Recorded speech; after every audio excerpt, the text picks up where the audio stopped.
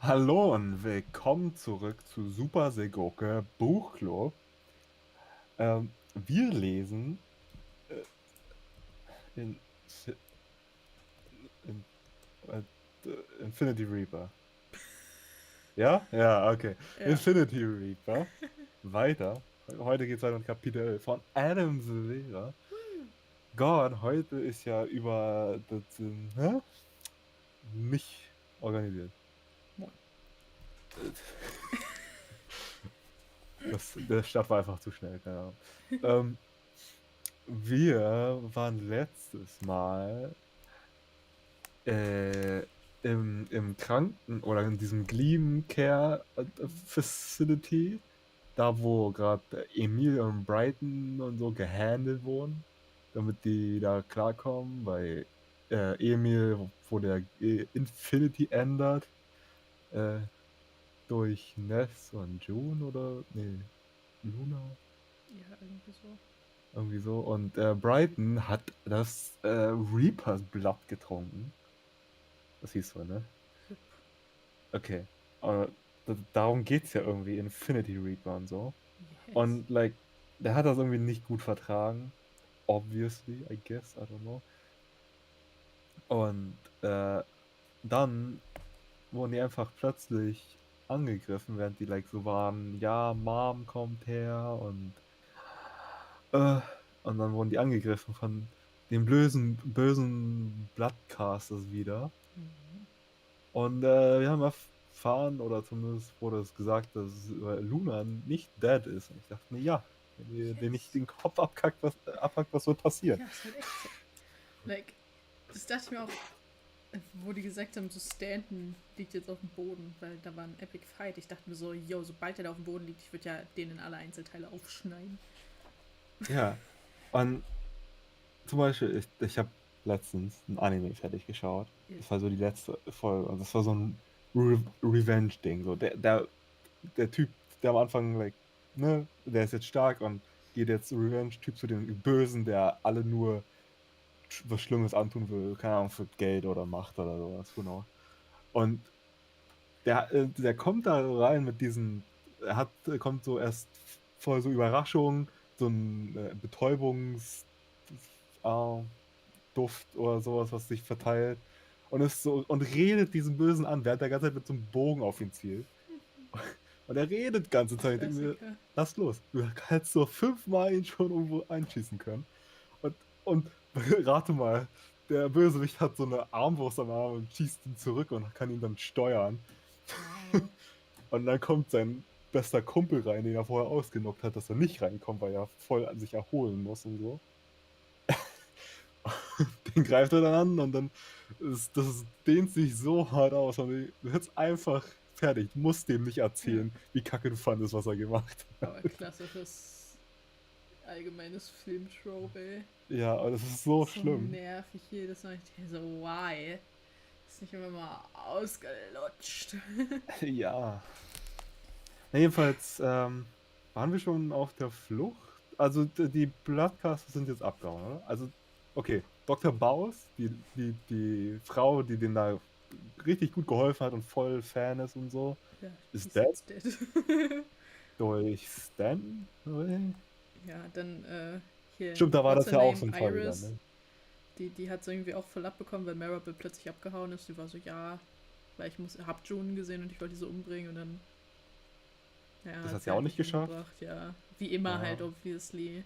ja, Und Emil doubtet auch wieder so ein bisschen, so soll er das überhaupt noch alles weitermachen, like honestly. Vielleicht soll ich einfach das Ganze lassen, aber dann erfahren die halt, dass ne, die Mutti und so auch weg ist. Und dann ist halt doof. Und Eva, glaube ich. ja. Die war irgendwie wichtig, so zum Healen oder sowas. Ja, und jetzt sind wir bei Kapitel 11. Was nichts damit zu tun hatte. Ja, Reunion. Oder doch? Oder Ness. doch? Everything is hazy in the moments after I wake up, especially as I try to figure out why there are fresh scars across my ribs and another above my ankle. Everything clicks as soon as I get a closer look because my complexion isn't on this pale on this paler side. I'm fresh out of a nightmare where I was torturing with Emil with the Infinity Ender dagger. Infinity Ender dagger. The whole thing was more monstrous than how it happened in real life, but maybe it represented how Emil felt in that moment, and that's why I shifted into him while I was sleeping. Judging by this... Ja. Hm? Okay, imagine, Ness und Emil kommen zusammen und schlafen so und Emil wacht auf und sieht Ness in Form von Emil mit Ja. Haufen Wunden da liegen. Gott, das wäre ja ein Albtraum. Traumatizing, yeah. Judging by the sun, it looks like I've slept the entire day away. I can't believe the senator hasn't put me to work yet. I remain in Emil's form and stare at the scars that his phoenix powers couldn't heal. We had a moment in some art supplies room at Nova where I helped clean his wounds while keeping my eyes shut because he didn't want me to see his body. Even the form I'm looking at right now is mostly imagined, since Emil always hides himself in baggy shirts. There's a lot I would give up right now just to touch him again. Oh my god. Gay. To explore our feelings, maybe even discover each other without any clothes on. Oh my god, gay. That Spellwalker, your boyfriend? Jax asks from the door, his presence completely surprising me. My blood rushes to Emil's cheeks, and I glow grey as I revert back into myself. No, I say, as I throw on one of my old shirts. I have no idea how long Jax has been watching me. I can't have the senator thinking that Emil is someone I'm interested in. He's just another good guy that got hurt because of me. Many more to come, thanks to you all. Jax doesn't take the bait. Tell me, how many times have you turned into other people to see what they look like naked? I sit up in bed. That's not how this works. It's a shame. I wasn't best friends with my bodyguard Logan, but there was always decency between us. Any chance of Logan relieving you from your shift? He took leave after your death, took it personally, Jack says. But don't worry, I'm not going anywhere. Let him think that he's the one that's got me cornered, even though every time he smirks and crosses his arm or taps his left foot, he's giving me what I need if I get the opportunity to shift into him and escape. I got good at picking up details on people years ago. Samples come back from this family photo shoot where my smile was so convincing, even though I'd been pissed at my parents that morning. I was only 11 then and thought it was bizarre how smiles could be faked. I kept studying other people from there, trying to figure out their tells. Which smiles from Mom were lies? Was Dad's smile real when he saw me on stage for school plays? Or the one when I drew him in 3rd grade for Hero Day? Oh, Patty. This all came in handy at the beginning of February when I stood under the Cloaked Phantom, the twice-a-year constellation that elevates shifting abilities, and drank Luna's potion to get my powers. She appreciated how well I paid attention to others, and even though our sessions were brutal before I could really get a handle on shifting, it's all played a part in why I'm so good at what I do. I have to use this to my advantage, but plotting against the senator and his team is tricky. There's no telling when Zenon is looking out of my eyes to see what I'm up to. I can't take notes about any plans. I can't mess with the window which has been welded shut. I can't set aside anything I might use as a weapon. I have to operate like there's a camera on me at all times. I don't know that there isn't. I've been spending a lot of time in bed, eyes closed to black him out. It's a good thing he can't see into my head, I guess. The lights in my room switch off. I turn, thinking it's Jack still messing with me, but the hallway is dark too and he's looking around suspiciously. Status on power. Jax requests into his wrist communicator. Scouting perimeter now. Zenon's voice responds. Then, seconds later, Intruders, we're surrounded.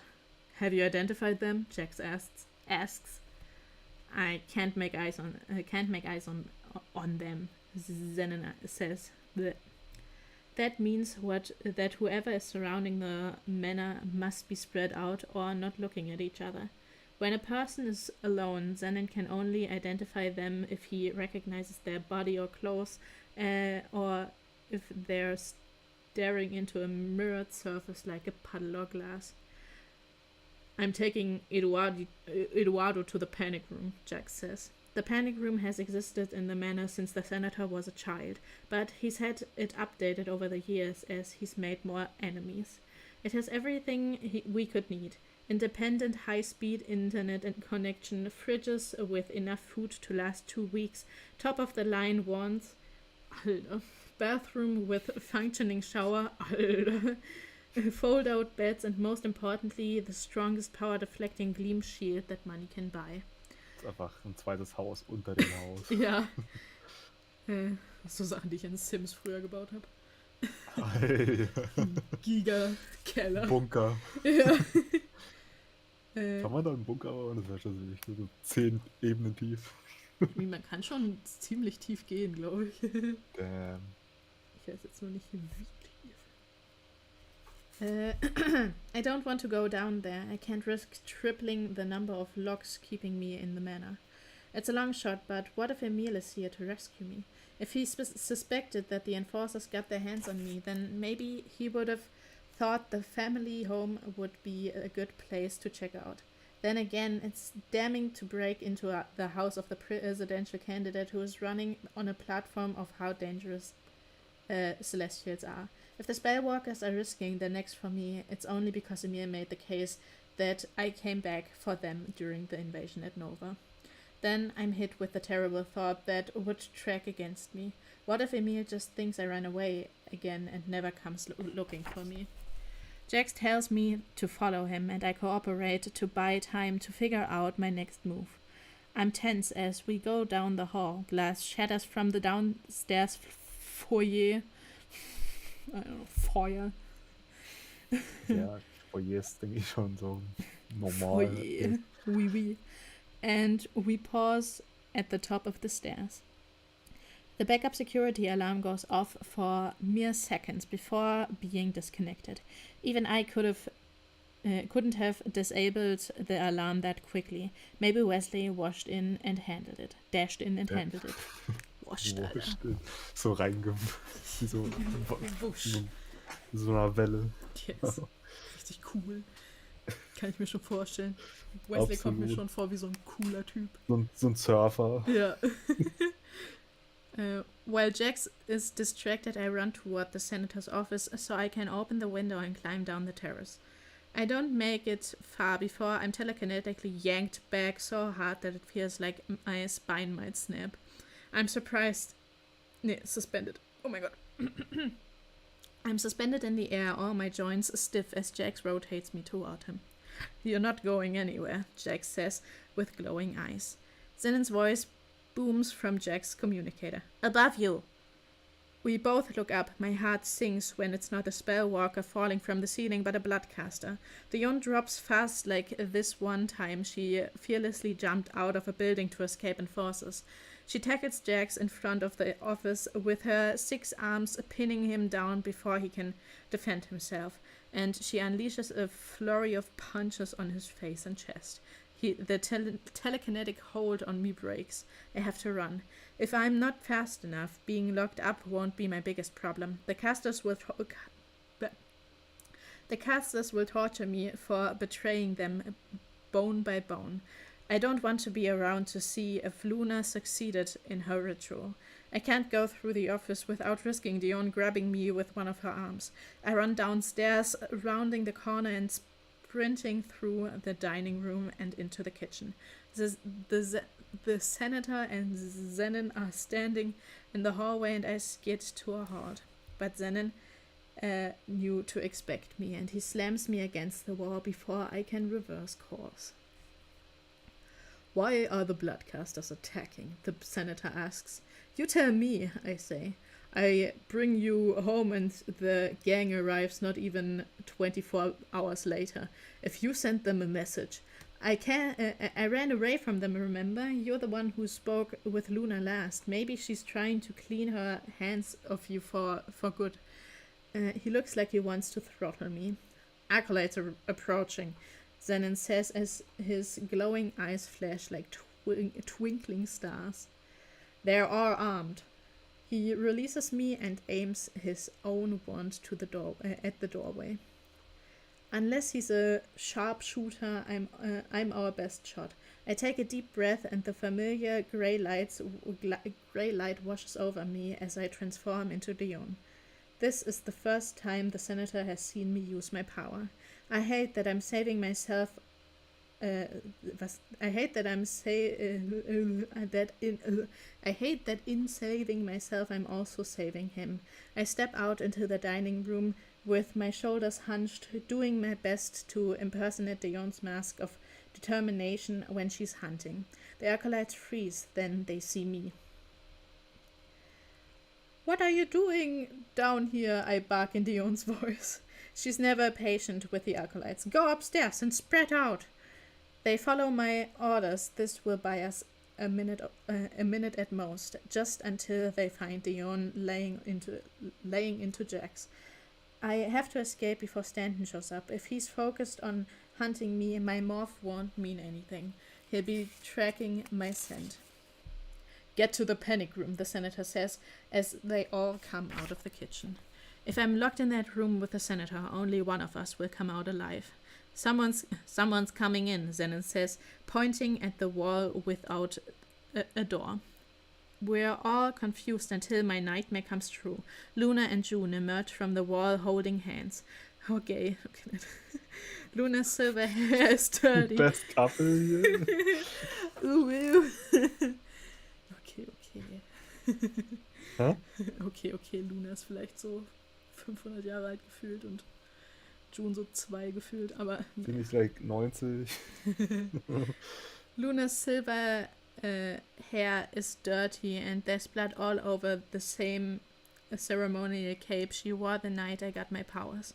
More bloodstains decorate the stomach of her silky white blouse.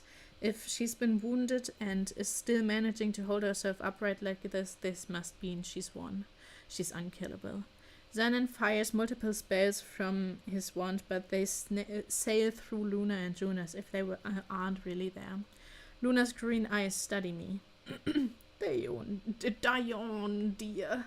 Why haven't you snapped this fool's neck? She's right. Dion's alliance is always to the woman who gave her power when she felt defenseless in the world. Drop the charade, darling Ness. I cross my arms as I revert back to myself. Family reunions are so beautiful, Luna says, especially when someone returns from the dead. She appears distracted for a beat, then pulls herself out of her Reverie. Noch nie gehört dieses Wort. Ich weiß auch nicht, was das bedeutet, aber ich weiß, dass man es so ausspricht. Ja. Das bedeutet Träumereien. Alter. Schönes Wort. True. Also, I guess, Englisch klingt es nicht so schön. Das Klingt so, als würde man jemanden massakrieren oder so. Ja. I must say, Senator, this welcome doesn't feel very welcoming. First, we're greeted with spells, and now no one is even offering us a seat. Get your house in order. The shade. Mic drop. Maybe if you'd given us some notice, the senator says. If you're here for the spectre of yours who's been detained in the bounds, I cannot advise Bishop to release him under any circumstances. It won't do well with our supporters. Luna waves him away. I hold no present concerns for Stanton. He's a soldier who understands the great sacrifices we must make. Stanton's locked up. I don't even have to know why right now. This is great news. Then why are you here? The senator asks. To discuss our futures. Is the living room this way? Luna asks as she and dead-eyed June walk past us. Beautiful dining room, by the way. She calls over her shoulder, walking through the manor as if she owns it. Footsteps on the stairs catch my attention. Dayon glares at me, four of her arms retreating back into her sides. I clock her bloody fists before they clock her bloody fists before they vanish. Jax might be dead. Ja gut. Don't you dare put on my face again, Dayon says to me as she catches up to Luna. Great, I've pissed her off too. We all gather in the living room, but Dayon sends the acolytes to the kitchen. I lean against the fireplace's mantle, wishing I could shift into a bird and fly out through the chimney. Imagine die Acolyte. Er könnte sich in Tiere shiften. True. Aber imagine Acolytes sind einfach so zu deren Kochtrupp. Ja. Acolytes, macht mir ein Sandwich. Ich habe Hunger. Hallo. Okay. Genau. Luna takes a seat in the senator's armchair, forcing him to sit on the couch. Zenon seems shifty as he keeps watching on Dayon and June. I held up my end of the deal, Luna, the senator says. Do you want to explain to me why Eduardo's still alive? If you wanted your son dead, you could have gotten your own hands bloody. You still can, by all means. Luna relaxes into the chair with her hands folded over her knee. I suspect he's alive because you recognize the influence his power can have in securing you this election. I wave to them. I'm standing right here. Maybe you can take this discussion about whether or not I should be alive or dead to another room. You'll be dismissed shortly, Luna says. I saved your life when your father sought to make you a martyr. I gave you power and security. Most importantly, I gave you my trust. You betrayed me by divulging my grandest design to the spellwalkers and ruined decades of work. She stops and coughs blood, using the sleeve of her blouse to wipe it from her lips. It's a beautiful sight. She isn't unkillable. I don't intend to die alone, Ness. For your punishment, you'll play a role in making sure all of the spellwalkers go down with me. She turns to the senator. I believe this goal will be of great interest to you as we approach election day. I'm winning in the polls, the senator says. What makes you think I need your help? I've always admired your commitment to a plan, Senator, but do not forget who ultimately engineered everything, Luna says. He blushes. The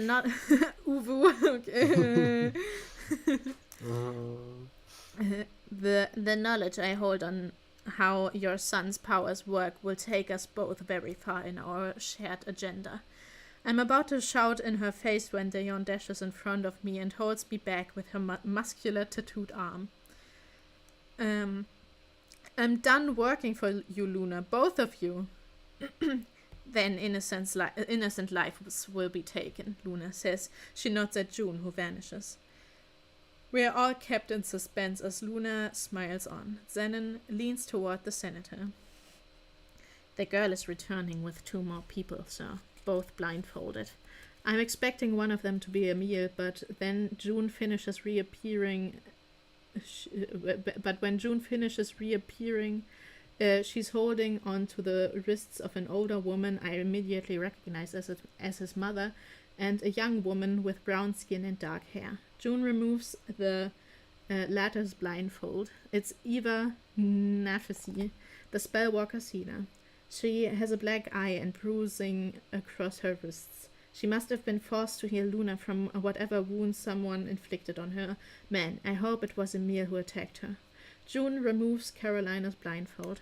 Carolina's absolutely petrified, as expected, of any hostage until a disturbing shock takes over. She's actually seeing Luna and the senator and the damn presidential candidate sitting across from one another like a casual evening between neighbors. Luna locks eyes with me and points at Carolina.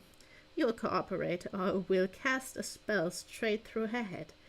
Eva is a very talented girl, but even this will be beyond her means. Carolina is shaking so hard I won't be the reason she's killed. The senator smiles, one of those terrible, honest smiles. What's the plan? Lock these two away somewhere, Luna says, gesturing at Carolina and Eva. Senton is away. He clearly can't be trusted to know the work that's ahead of him. Zenon, escort our guests to the panic room. Reverse the controls from protection to entrapment, the senator says. Then another smile, this one playful.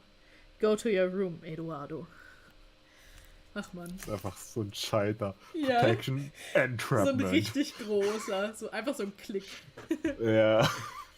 Und überall ist normales Licht und dann, wenn es klickt, überall rotes Licht. So. Ja. Aber nur so ein Sirenenlicht, was die ganze Zeit sich bewegt. Und die Dusche verschwindet hinter einer Wand. Und, ja, die so. Sachen drehen sich so. Richtig Hightech, Alter. Plötzlich sind da so richtig eklige, olle Toiletten aus so alten Dixie-Klos. Ja. If this is some game I can't win, I'm not even being given the rules, but I can't give up yet. There's got to be a chance where I can cheat my way to victory. Carolina and Eva struggle as Zenon and June force them downstairs. Dayon takes it upon herself to watch after me since she took down Jax. I look over my shoulder one last time as we leave Luna and the senator alone. Is this what it was like when they sat down to plot the blackout, to plot my death? Are they plotting it again? I wish I died the first time.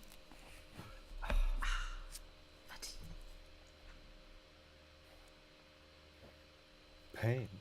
Ja, mal sehen, was da noch so auf uns zukommt, ey. Alter, jetzt kommt der Best Character. Wuhu. Chapter 12, The Luminary Union, a Marble.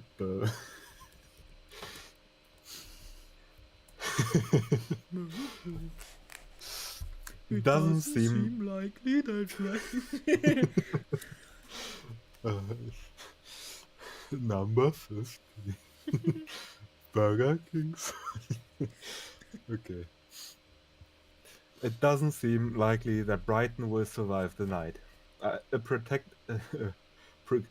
practitioner at Aldebaran was able to inject an antidote, but all that did was slow down the venom.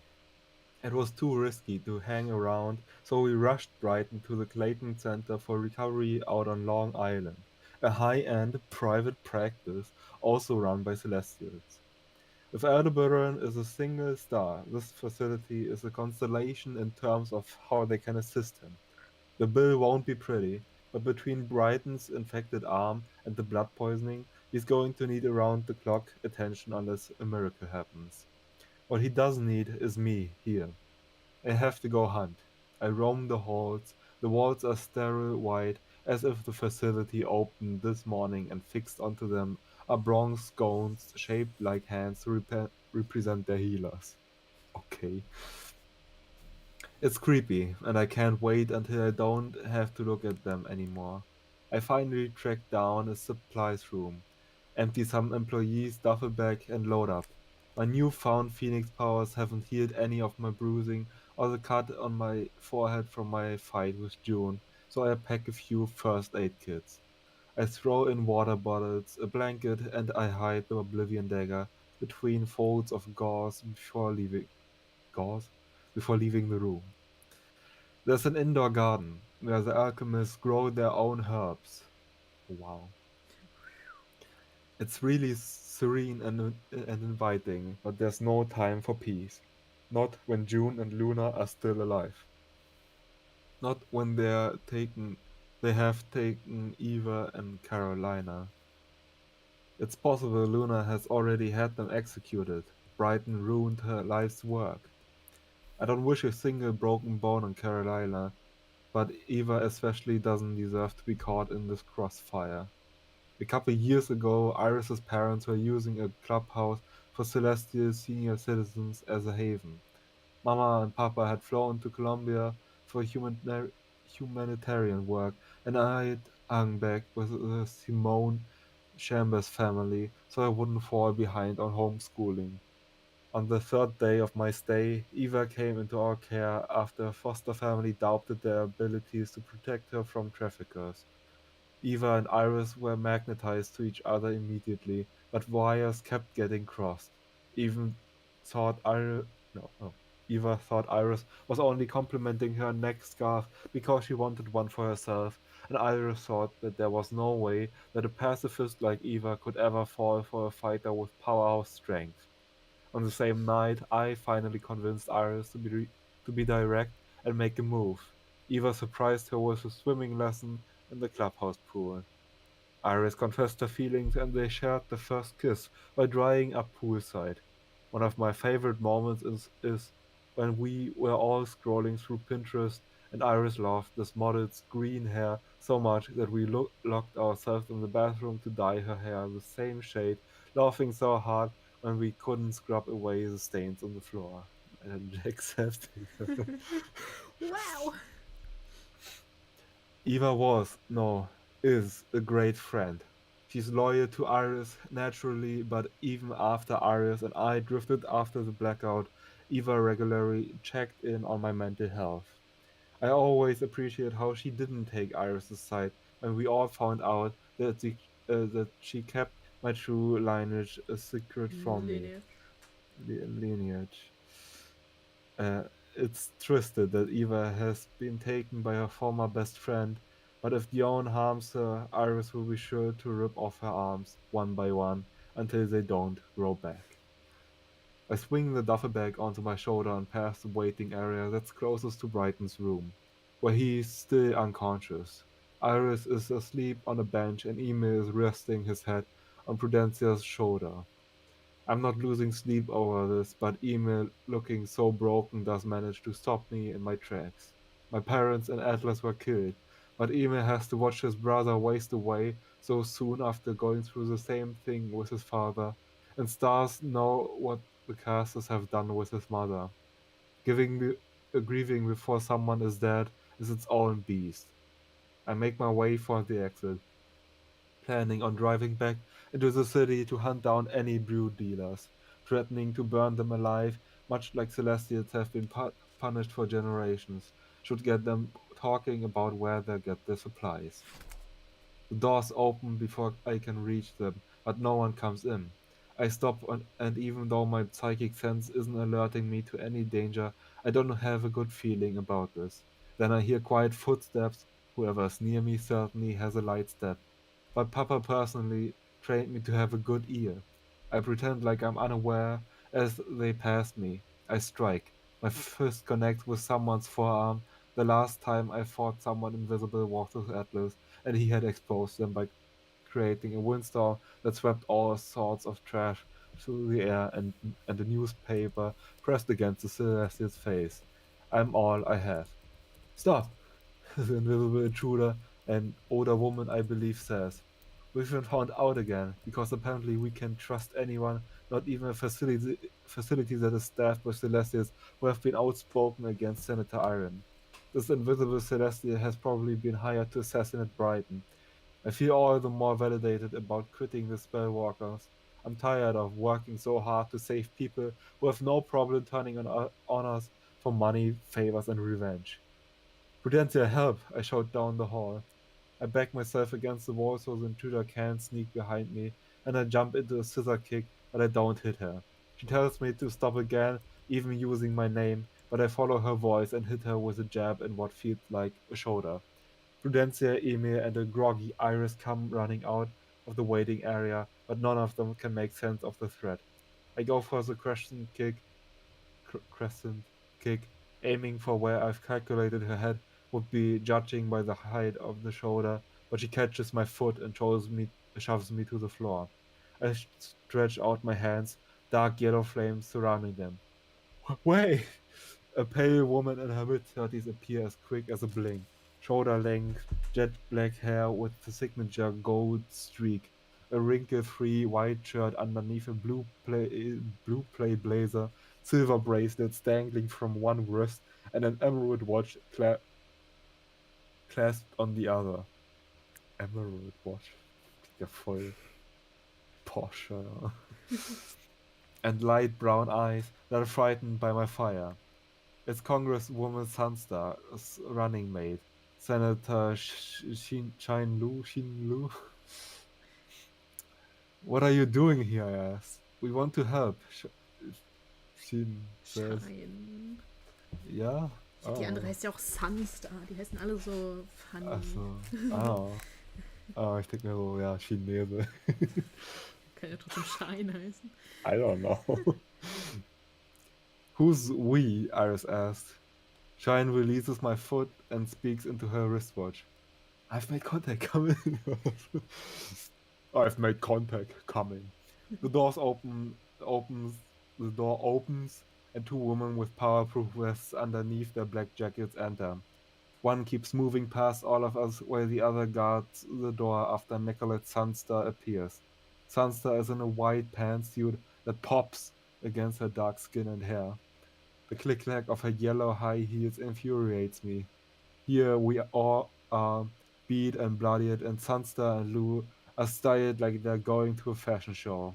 We all have targets on our backs, but it's very clear which of us have to hide out in defunct schools and senior citizen clubhouses, and who gets to go home to gorgeous lofts with their own security.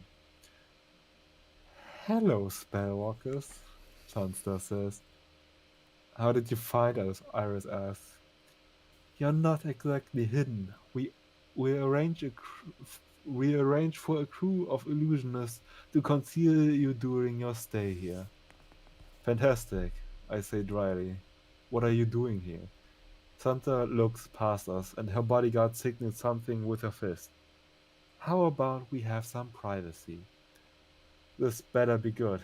I was finally freeing myself fully from the spellwalkers, and suddenly I'm following everyone into an empty employee lounge. The bodyguard closes the door on her way out. Sansa and Lou sit at a round table, and Emil and Prudencia are clearly sheepish about joining them. Huh? Sheepish. I don't care if they are running for president and vice president. There's still two women who haven't been there for us. They don't get my respect. They shouldn't get irises either. But irises. Doch, sis, ja. Ne? Ja, die sagen das im Englischen so voll dumm. Yeah, either. But she sits down. Care to join us, Maribel? Sansa asks. The last open seat is beside Iris. I cross my arms and lean against the wall. I'm good standing. What are you and Lou doing here?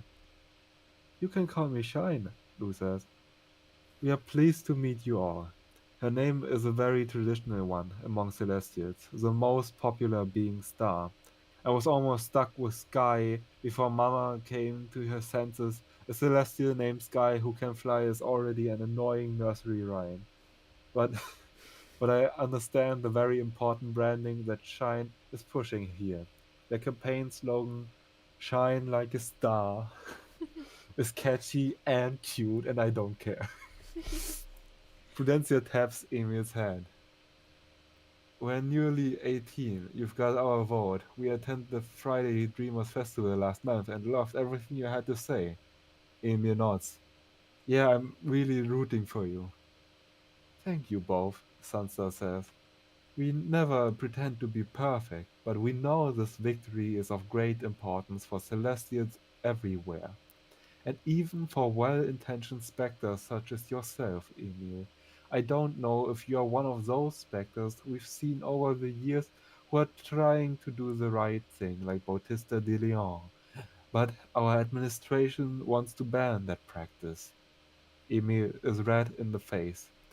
I wondered too, I promise I didn't do this to myself. Were you drugged? Shine asks. He shakes his head. It's complicated. And none of your business, I say to Sunstar and Shine. You don't get to sneak your way in here and call for a meeting as if we are in this together, just because you haven't. Danke.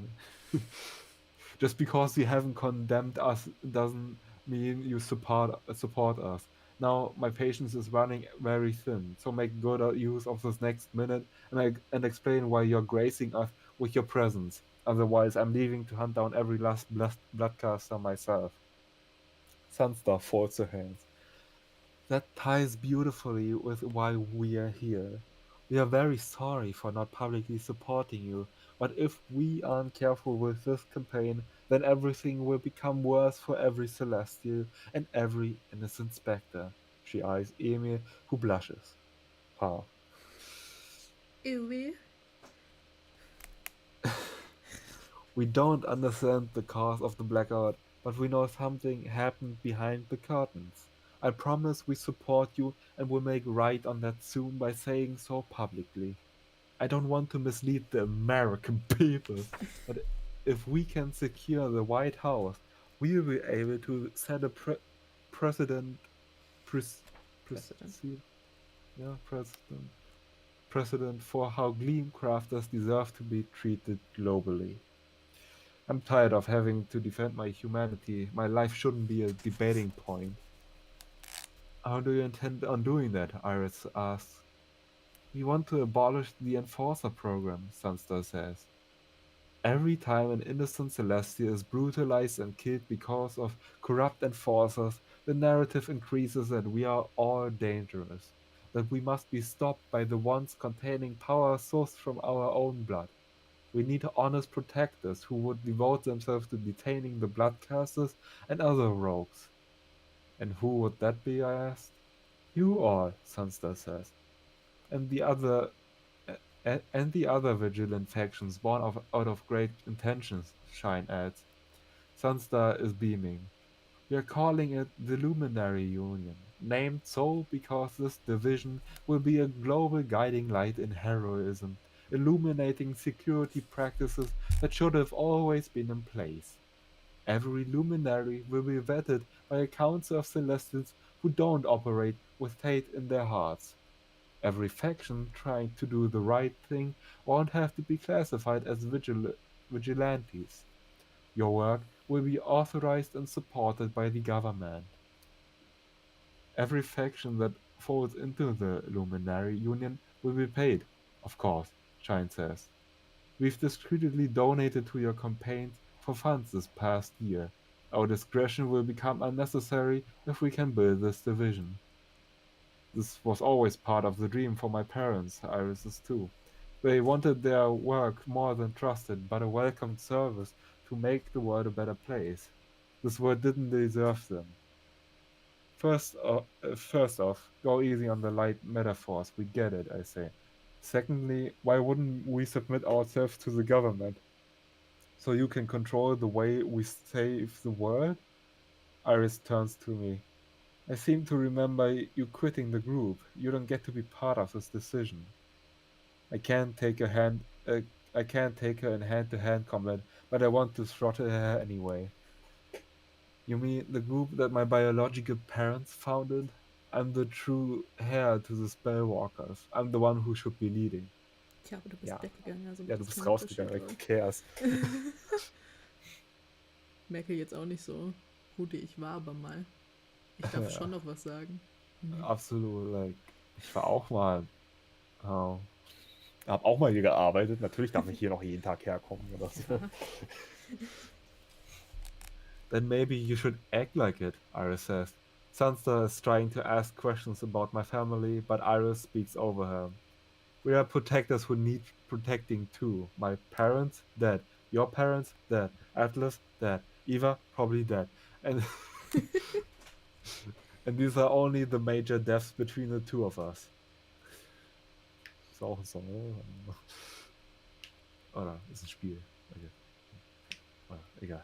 Our way clearly isn't working, and I'm crumbling from all of these losses. I'm open to a change. You should be too. If that were true, she would patrol these streets with me and do everything it takes to end the source of our pain. Eva's fate is unclear, Iris, but Atlas's isn't. You get to be open to all the changes you want because there's still a glimmer of hope that you get to reap the benefits. I have no one, and I'm going to end every last person responsible for that. Ja, aber sie hat jetzt auch Angst, während du gar keine Angst haben musst. Der ist eh schon tot. Ja, like, das ist halt, also ich meine, Meryl ist wahrscheinlich eh schon auf so einen Suizid ran. Ja, Maribel ist eh dumm. Dumm. Sunstar rises and approaches me. I straighten up and her eyes clock my fists. Yeah, okay. Maribel, please. Whether or not you're an active spellwalker is irrelevant to the public. If the country is going to believe our vision, we need everyone's cooperation. Your vision. I'm not lying so you can win your election. Lying low. Why don't... Oh, I'm not lying low. I mean, I don't know. Funktioniert beides, würde ich sagen. Why don't you keep this big idea in your pocket for another few weeks? Backdoor plans aren't formulas for building trust. The Luminary Union will need years to build, and to accomplish this, I need to be voted in for a second term as well. But this entire agenda is futile if you go rogue.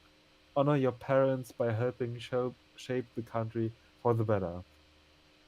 I could burn Sunstar right here, right now. Right here, right now.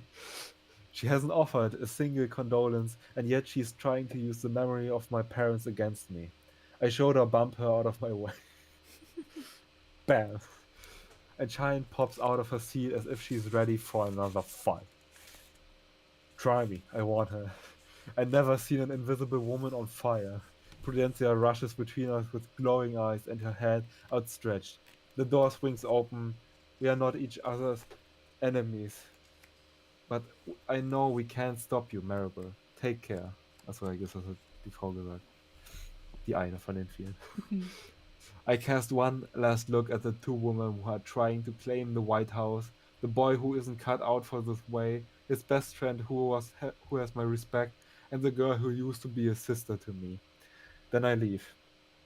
The one-woman army who won't die fighting.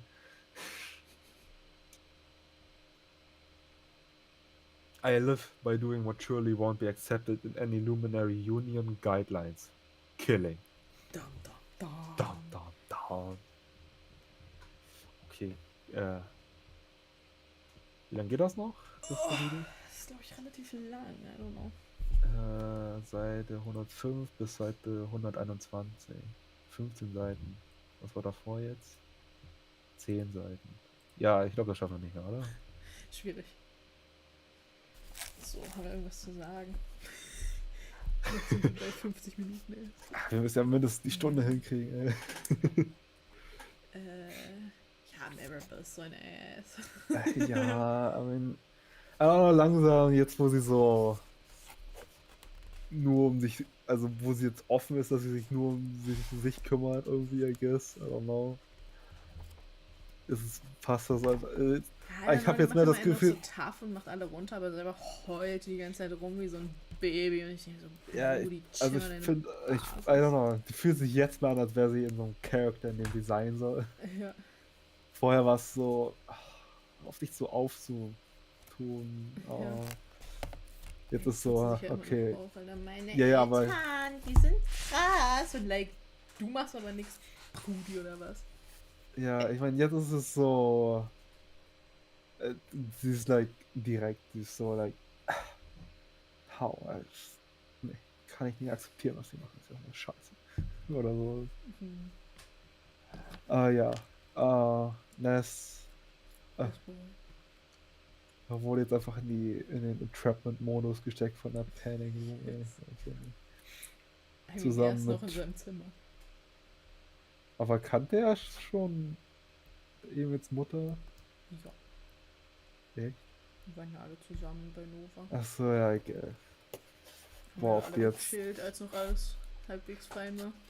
Boah, ob Ness fragt, ob er Emils Mutter Consent bekommt. By the way, mir ist voll cute. Habe ich Ihnen eigentlich schon mal gesagt, dass Sie zumindest einen richtig guten Sohn erzogen haben? Und also ich will nicht sagen, aber ist schon hot.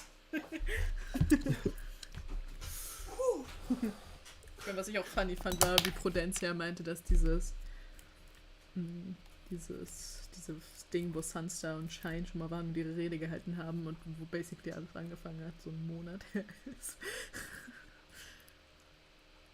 Das ist immer sehr funny. Es kommt einem irgendwie mehr vor als ein Monat, dass das Buch, also das erste Buch angefangen hat. Haben die das gerade eben gesagt? Ja, Potentia von. Also, War wieder, ja. also ja, die das hatten ist irgendwie doch gesagt, dass sie die toll fanden oder so. Und unterstützen, weil sie jetzt alt genug sind oder sowas. Yes. Dachte ich mir, haha, funny. Das ist ja alles noch recht recent. Ja, true, I guess, aber macht eigentlich auch Sinn. Ja, sowieso. Weil die halt gejagt wenn du werden. so aufzählst, was innerhalb von so 4 Wochen passiert, dann denke ich mir so, okay, mein Leben ist echt nicht spannend. Ja, ne, ich bin aufgestanden und dann wieder schlafen gegangen. Ja. Also, ja, ne? Ja. Ja, es wird ja gerade ziemlich alles auch ziemlich hektisch, habe ich das Gefühl. Das war. Es bleibt spannend. Mal sehen, ob Maribel sich noch weiter aufregt, ob sie jetzt raus. Ich frage mich, ob Maribel noch mal irgendwas. Ich frage mich, ob Maribel noch jemanden kennenlernt und dann so voll wichtig ist und dann nochmal irgendeinen so richtig dummen Fehler macht und die Person dann stirbt. Sieht bestimmt wieder June und ist so. Vielleicht stirbt Iris und plötzlich ist sie so. Das war meine beste Freundin. Also bin ich jetzt noch mehr Leader. Weil meine beste Freundin war der Leader. Ja, absolut. Um ehrlich zu sein, ich habe absolut das Recht darauf. Und ich strukturiere jetzt alles um. Ihr bringt jetzt alles, was nicht mehr 3 auf dem Baum ist, um. Okay, wir fangen jetzt systematisch an, Leute umzubringen. Müssen nicht mal Spectre oder so. Einfach allgemein, die ganze Menschheit wird ausgerottet. Einfach eliminated, ey. Tun sie sich doch noch mit Luna und der Gang zusammen. Ja, imagine, ist einfach so. Fuck it. To be honest, wird so ein bisschen was von meinem Blut haben und dann können wir ein bisschen was zusammen tun. Gang Goals. Ja, I don't know, von Lunas Ziel ist ja eigentlich gerade nur so, unsterblich zu werden, richtig? In der Theorie, ja. Was hat sie dann für ein Ziel? Die ganze Menschheit unterjochen, nur alle Leute zu Spectern machen oder so. I guess. Oh, die Welt in Chaos stürzen. Das ist ihre Absicht. Von der Zuschauerabteilung zusehen, wie alles den Bach untergeht, während sie nicht sterben kann. Boom. Vielleicht ist ihr Ziel doch einfach nur alle Celestials auszulöschen oder so. Maybe, aber dann würde ich einen Grund wissen. Also sie tut sich ja mit Senator Iron zusammen und so. Sie ist halt von Grund auf böse. Das ist ja einfach ihr Streben, böse sein. Ja. Also als Kind dachte sie, was will ich werden? Böse. Mami, Papi, ich werde mal böse, wenn ich groß bin. Die Jungs sind böse. Luna ist böse. S-R-R-B-O-C. Ja, böse. Aber ja, vielleicht werden sie ja noch von den Spellwalkers busted. Diesmal kommt er wirklich nicht davon. Und was wird euch danach geschehen? Diese ganze Story ist einfach nur so ein Ding. Imagine. Oh mein Gott, ich don't know, ob die so einen Film machen und dann so Songs reinhauen. Ja. In der Mix- und Rührmaschine geht's ab. Hier triffst du eine Menge Leute und zwar noch hier und heute. Wie hieß die Serie wieder? Ich hab's vergessen. Infinity irgendwas? Circle? Cycle. Infinity Cycle, das Musical. I wish. Gibt viel zu wenig Musicals. Okay, ich hab schon, I don't know, wenn ich lange Autofahrten habe, über sowas denke ich nach. Ja, du hast ja auch nur lange Autofahrten. So, wow. Das Lied könnte reinpassen. Ich habe mir schon ein paar Lieder rausgesucht. Ich denke so, wow, ich mache da so mein Ding drauf. Und dann bin ich so, ja, nee, als ob ich mich hinsetze und ein Musical schreibe. Ja, das wäre, glaube ich, auch ein ganz schönes Streben. Vor allem ein Musical aus einem dreiteiligen Buch. Ja, das kannst du ja so irgendwie so 1,5 Monat machen. So ein halbes Ich Buch mache dann eigentlich pro. einfach mein eigenes Ding draus. Ja, oder machst einfach deine eigene Story, die du jetzt promoten kannst. Let's go. Melonen Boys oder so. Fabian, Dean, das Musical. Melon Boys, das Musical. Watermelon Sugar, hi. Nee, du musst schon deine eigenen Songs schreiben, mit Musik und alles. So richtig. Watermelon Melon mag Boys, der Melon Fabian sehr. Du darfst auch nicht mehr reden, es darf nur noch Musik, nur noch Songs sein. Das ist ja nicht Hamilton. Doch. Alles klar. Frag mal Lin-Manuel Miranda oder wie das heißt. Ob er dir das schreiben kann, mal eben. Ja, und wenn es nicht so gut ist wie We Don't Talk About Bruno, kann er direkt wieder einstecken.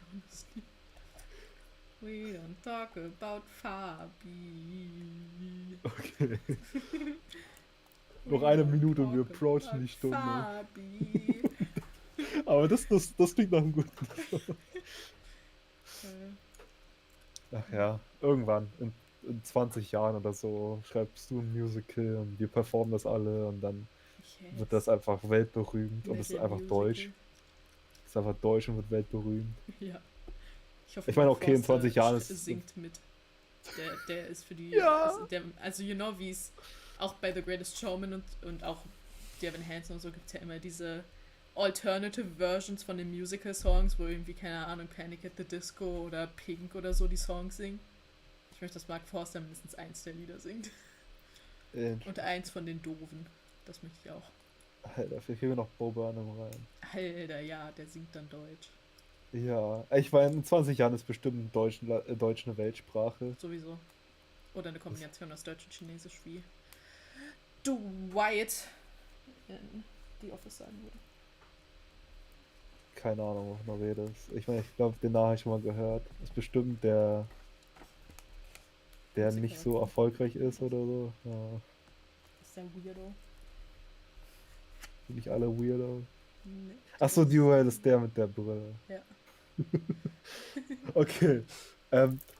Damit würden wir uns auch verabschieden. Yes. Und wir hören uns wieder beim nächsten Mal, wenn es heißt Super Sengoku Buchclub. Wir lesen Infinity Reaper von Adam Silvera. Dann mit Kapitel 14. The Odds. Aber, ist das nicht eine YouTube-Show? Was? The Odds, like. Das kann doch nicht wahr sein. Also wahrscheinlich dann einfach ein Reaper. Die Odds. Hä? Die sind doch erst bei. Achso, oh ja. Crime.